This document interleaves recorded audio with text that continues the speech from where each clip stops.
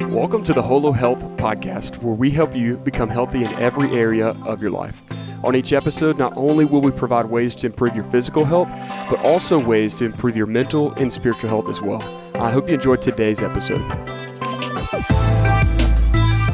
What's up, listeners? We are back with another episode of the Holo Health Podcast. This is season 3, where Alex and I are sitting down with different guests to talk about how they are pursuing a truly healthy life.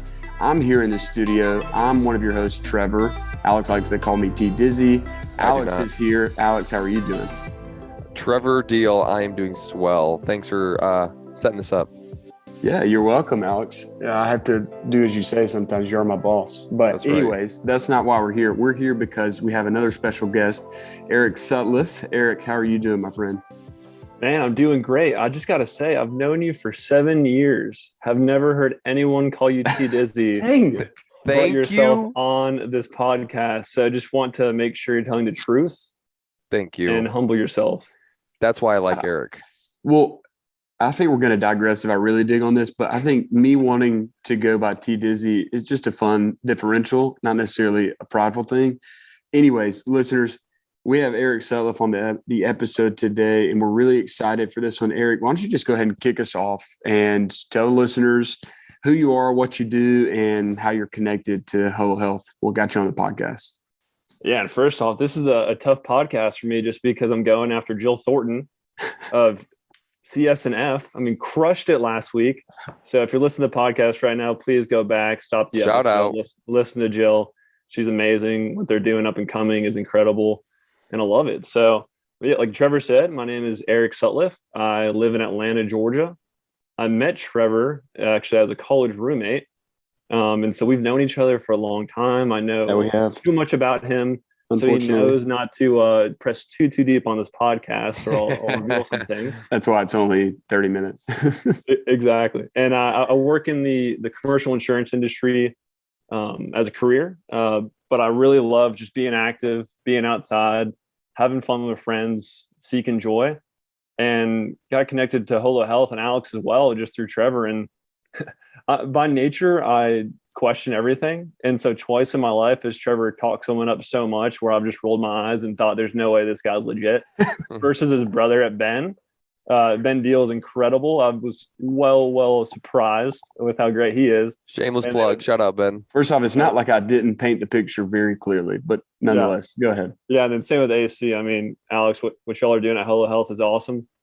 Big fan of the brand. Since the first time I met you about a year ago at Trevor's house, been really impressed with your heart, your humility, your poise, and your comedy. So keep it going.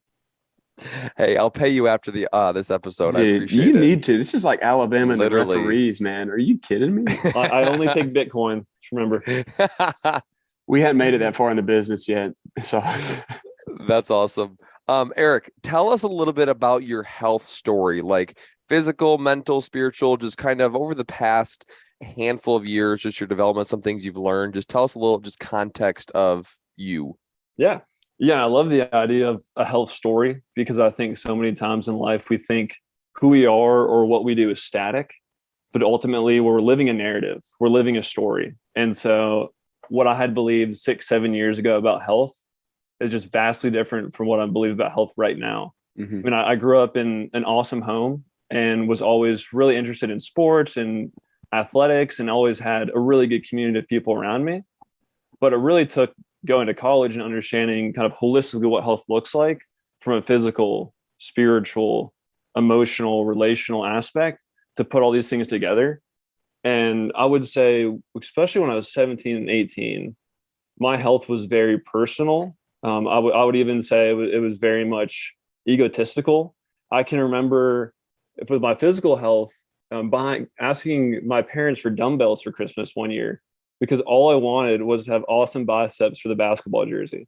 And so I would just be crushing curls at 10 o'clock at night when no one was awake at my house and just drinking a bunch of milk, a bunch of peanut butter, eating a bunch of peanut butter just so I could have awesome biceps for the basketball jersey. And I look back on that and laugh, but there's a lot of vanity with that story. And I think as far as my story, it's been inviting people into it, finding community, letting people in a really like humble and gentle but truthful way rebuke me when it's important. And to me, it's just been consistently learning. I mean, wise is the man with many counselors. So I've been really lucky to have a huge panel of influencers really since I was 17, 18 and on within the realm of physical health, diet and nutrition, spiritual health. And that's for me, at least my relation with God as a Christian, and then also emotional relational health through community and friends. So been really happy to see it as a narrative and not just as a point in time. And I continue to grow every day.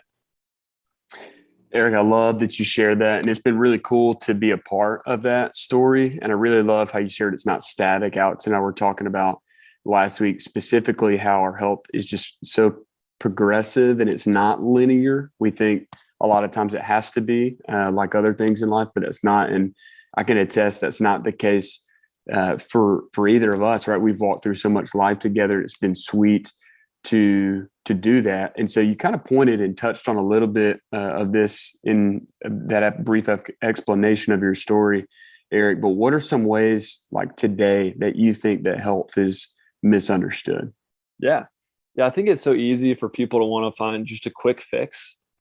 And whether that's relationally, spiritual, mentally, let's just operate under the assumption we're thinking about health holistically here. Mm-hmm. But I think the most sustainable way to pursue health is to just have endurance, discipline, and pace. I mean, even Eugene Peterson calls our faith a long obedience in the same direction. Mm-hmm. I mean, we don't want to have these manic highs, these manic lows that are going to cut us off course, but we want to live a lifestyle that is sustainable over the long term, because we can't just look at our life on a daily basis. Even with my plans, I really like to plan a week, a month, a year in advance, and then just enjoy the day. And so that helps set me up for success as I go forward, because life just gets so busy that if I'm just living day by day by day by day, I really can't prioritize the things I want to do because I'm not able to say no to things I don't want to do or things that aren't adding true value to me holistically. And so I really want people to understand it's a long-term health journey, Mm-hmm. not a daily quick fix that they can do overnight. Mm-hmm. So Eric, I'm going to go a little off script. I apologize, but I'm curious because I love some of the things you're talking about. And this is a question I've asked people before that I'm always curious to hear how people answer it, is basically, how do you know what to say yes to and how do you know what to say no to? Because you hit on a couple key points that life is so busy, it's so cluttered that if we're not intentional, we can send a lot of our time towards unnecessary things, unimportant things, unurgent things, and create a lot of sideways energy. But if we keep the most important things, we're saying yes to those most important things, and we're saying no to all the other things. When you're going through the day, we have constant stimulus. How do you know, okay, I'm going to say yes to this invite or yes to this work thing or yes to this personal thing? I'm going to say no. What's your filter that you use? Yeah.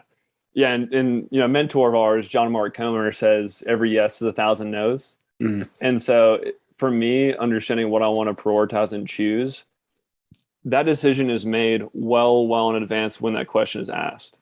And so you want to do the work to understand your why. And so if I can understand my why and my purpose for doing what I do, it makes those decisions quite easy. That's good. To say yes or no. And so I think that's surrounding yourself with positive mentors around you, a board of mentors, not just one, and understanding what your why looks like. Because when you can understand your why, you can just know what the what means. Mm-hmm. And I think it really goes into, with my career, I get to talk to a lot of college students, and they're always asking me, what do I need to do? What do I need to accomplish? What do I need to learn? And time again, I say you need to understand who you are first. That's good. Because who you are will inform what you do. Mm-hmm. The root that the seeds that you sow will produce fruit that is good. And so if you're focusing on the why and the who of who you are, you're gonna know quite easily what to say yes and what to say no to. And I've been dealing with that tension recently, is being so maybe almost over disciplined in my yes or my no, that I have no margin to kind of go outside of bounds of what I would normally say yes to.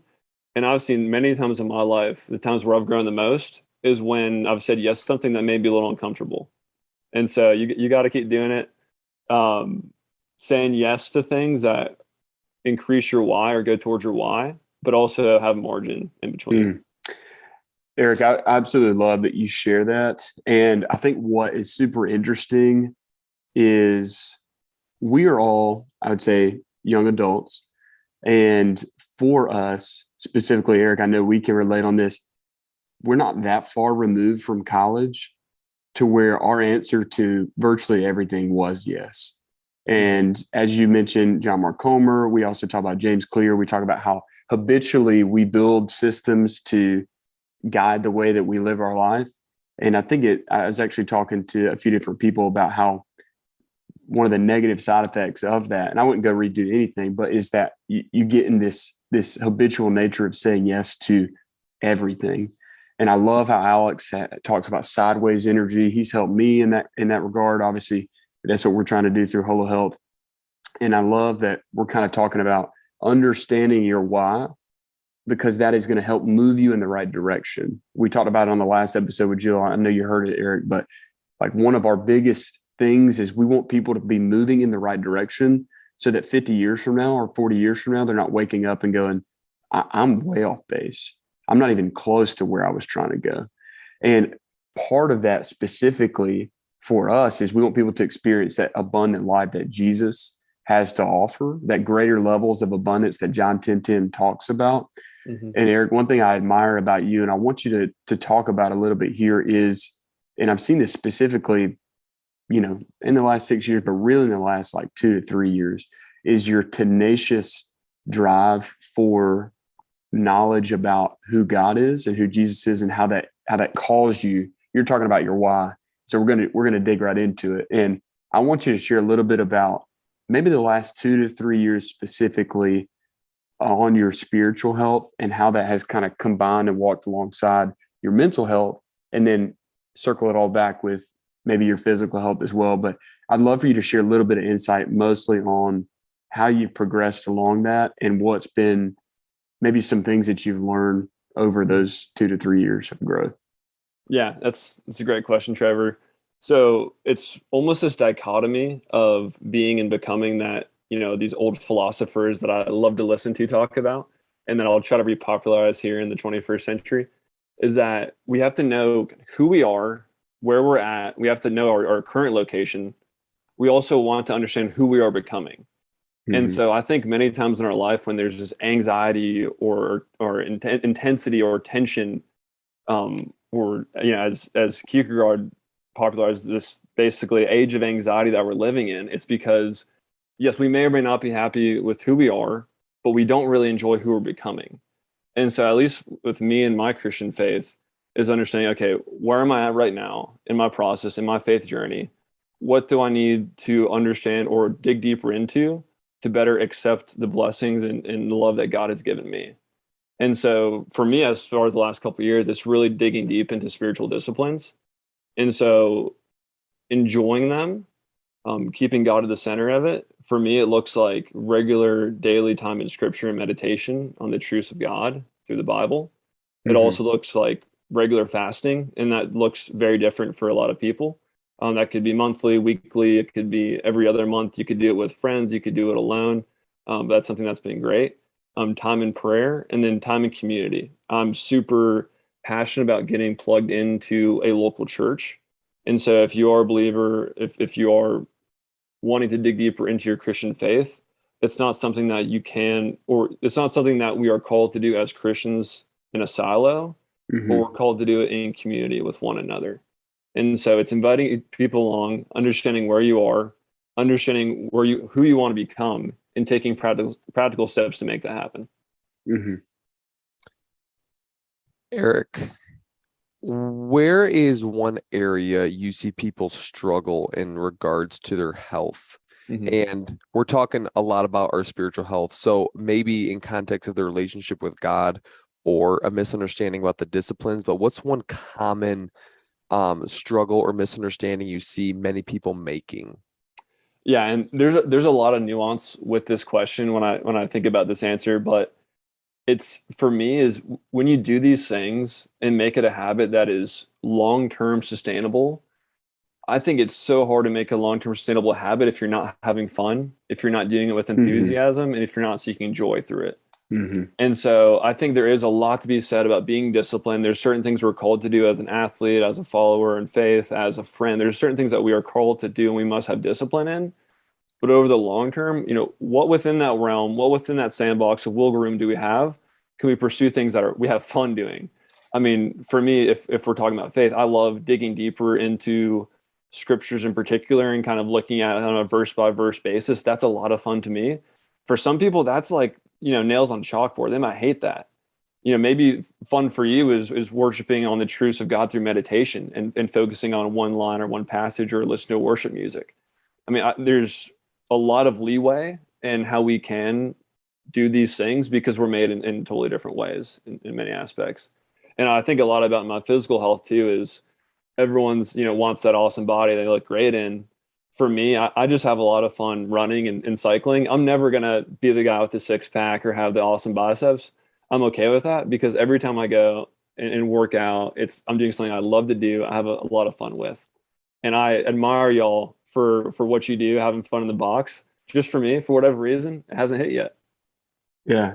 Eric, I love that you share that and kind of tying this in. And it's something I've been thinking about a lot, and we'll probably end up sharing on social media as time progresses. But there's just a crowd, specifically people who are preaching the physical health realm, I believe, on social media that say you have to hustle, you have to be, some would say like unordinarily disciplined, you have to be extreme.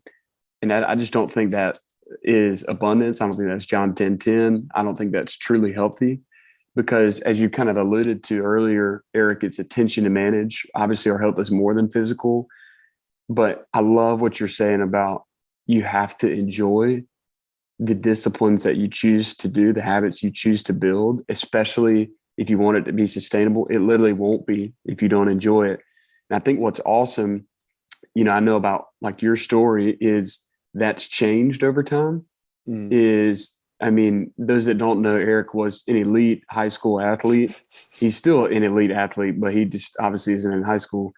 But he was not a runner. He was not a cycler at all in high school. I mean, he ran to do things for practice, but it wasn't his primary sport that he did. And so that's progressed over time to choose and do things that he finds enjoyable and that he can learn and grow in.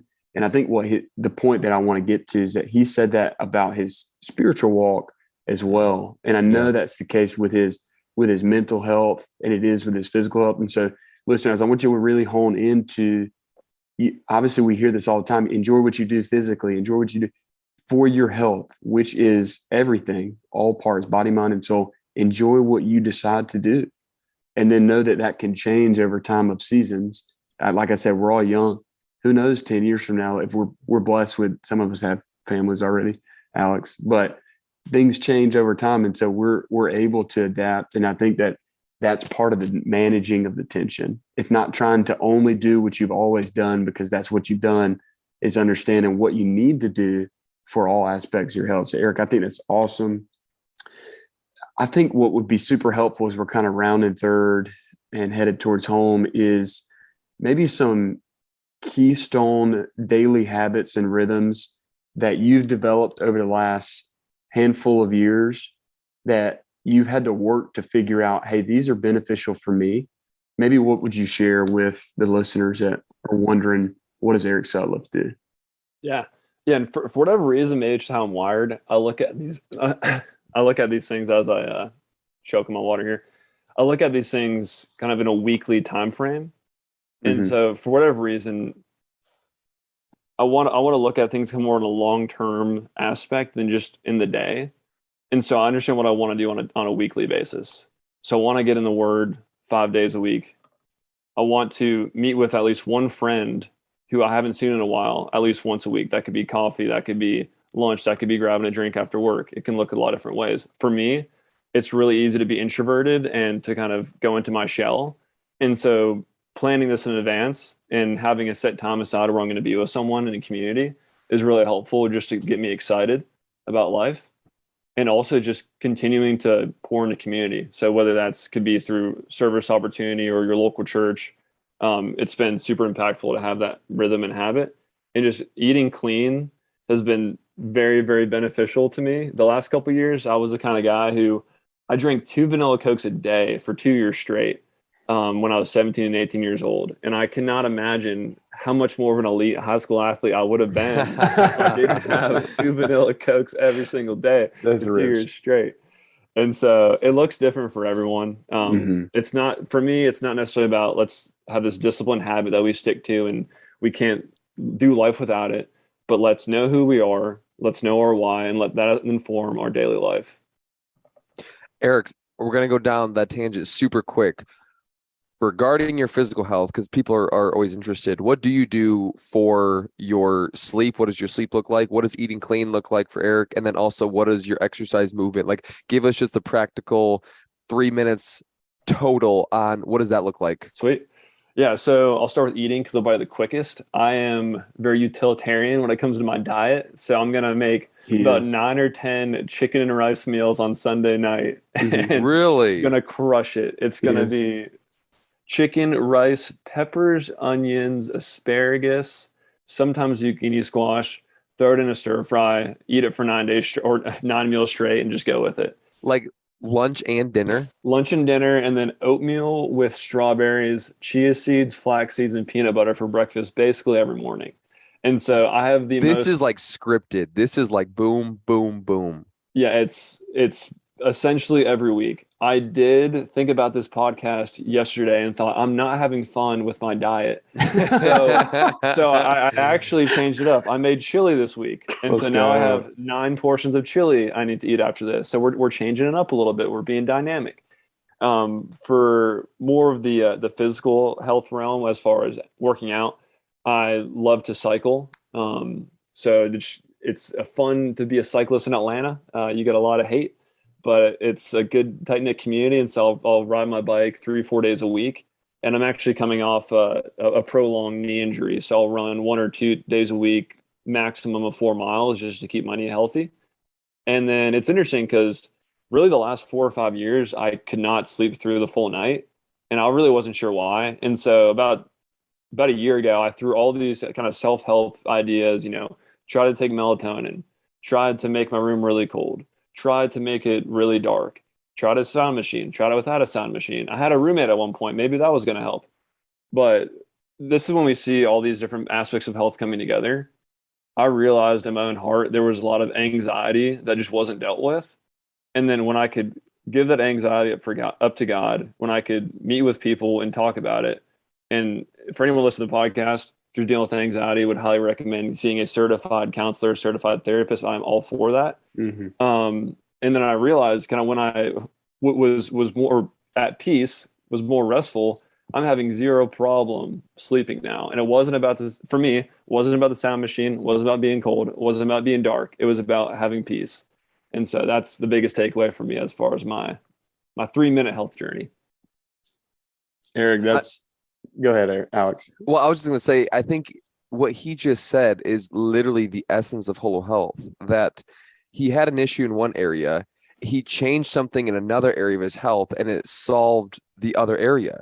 That's something we talk about, write about, I preach on, is that one unhealthy area could be a limiter in another unhealthy area. But the cultural view of health is that you only have your physical health, you only have your spiritual health. And if there's an issue with your anxiety, if there's an issue with your depression, if there's an issue with being overweight, just look at that issue. But you literally just said, once I got peace with God, I was able to sleep better. And like once my anxiety went down, I was able to live with more freedom because you were attacking it in a physical element. You had a spiritual element. There was a mental element, and everything increased. You experienced greater levels of peace. You experienced greater levels of just joy and overall just health because every area was tended to. And it wasn't this revolutionary thing or this new diet or this new pill or this new life hack that we're all looking for. It's the simple things, right? It's the, oh, wait a minute. I'm just going to get right with God, and I'm going to get 7 to 9 hours of sleep, and I'm going to eat quality foods. I'm going to take care of myself. Wow, I actually feel way better. It's like we make it so hard and so complex when it's actually just so simple. So I just wanted to highlight just the coolness of that. Sorry, Trevor, you can go. No, I was going to let Eric respond to that. No, I mean that's what Holo Health is all about. It's being whole. I mean, Mhm. that's the idea. So Yeah. I love I'm all it. for it. No, dude, Eric, thanks for sharing that. I think what I'd love to do is love to hear maybe one takeaway that you would leave the listeners with before I have a special plug for you. But Yeah. one takeaway. Nothing great was done without enthusiasm. I mean, write it on your notebook, write it on your agenda. This wisdom comes from 1850s transcendental thinkers, and it is so true today. It kind of the theme of my life the last couple of years is I want to have fun, I want to pursue joy in the right and good things. So nothing great was done without enthusiasm. Listeners, if you can't tell, Eric is very intelligent and he's very intentional in the way that he pursues a truly healthy life. Eric, I actually want to give a shout out to your library and want the listeners, if they're interested in checking out a book. So, Eric, where can they get well, first talk about the library for a split second and then say where they can find the book. Yeah, for sure. So I run a indie free library in Virginia Highland, which is a little pocket of Atlanta, Georgia. It's called the Greenwood Grotto Free Library. There's currently a link on my Instagram at Eric Sutliff, I believe is my tag. Don't you have 14 in there? I think it's maybe Eric_Sutliff. I haven't looked at it. I'm going to go confirm while you're talking. Yeah, so check me out on Instagram. I have 350 different books with me and my 2 roommates. We just like sharing good literature, talking to people about it. It's a good way to connect with me if we haven't connected yet, or we can reconnect after a long time. The one issue is our supply chain is struggling. If you're not inside the perimeter of Atlanta, aka 285, it's going to be really tough. Currently, I have 1 book in Chicago that I might never get back. So we're figuring that out. And also purchase Like the Wind magazine, volume 32. Come on, Trevor, plug it. That's right. Eric is alluding to an article that he wrote for a magazine called Like to Win. It's actually very nice. Eric, when I see you later this week, we'll talk about a link tree where you can post multiple links to several different things. It is, listeners, Eric_Sutliff, Sutliff. And he's in a yellow shirt. I think it's exactly the same shirt that he's wearing right now. Run Flagstaff. Big outdoorsy. Eric, dude, thank you so much for taking time to talk and record this episode. Listeners, I hope that you took something away from the way that Eric shared. He chooses to be intentional and purposeful in the way that he lives a truly healthy life. Eric, thanks for being on, my man. Thanks for listening to today's episode. If you want to learn more, check us out on social media or visit us at holohealth.com to learn how you can start living a truly healthy life today.